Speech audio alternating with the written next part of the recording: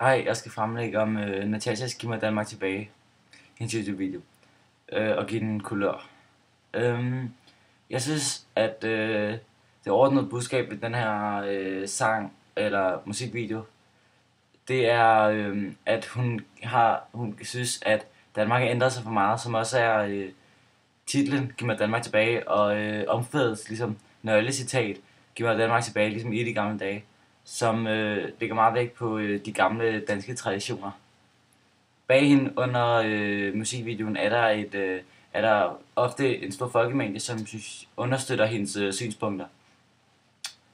Baggrunden er for det meste af tiden sort og hvid, og det er den også meget, når hun kommer med nogle konstateringer om, hvad hun synes, der er galt med det danske samfund, og hvad hun ikke kan lide.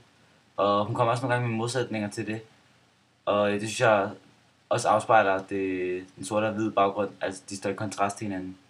Hun siger, det er ikke politik, det er pisse og polemik, og det overlapper et andet citat som er, at Danmark har det fint, og USA kan ikke erstatte det.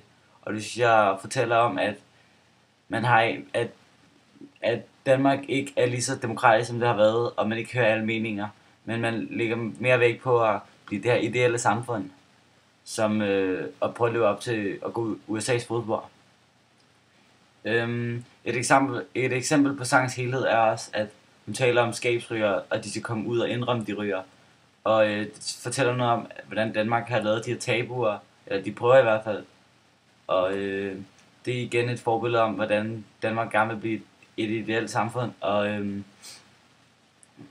og se lidt bort fra de danske traditioner som frihed og tolerance. Og et citat er også, toppen fatter ikke, hvad de gør, og det sprog, vi taler, hedder kroner og øre.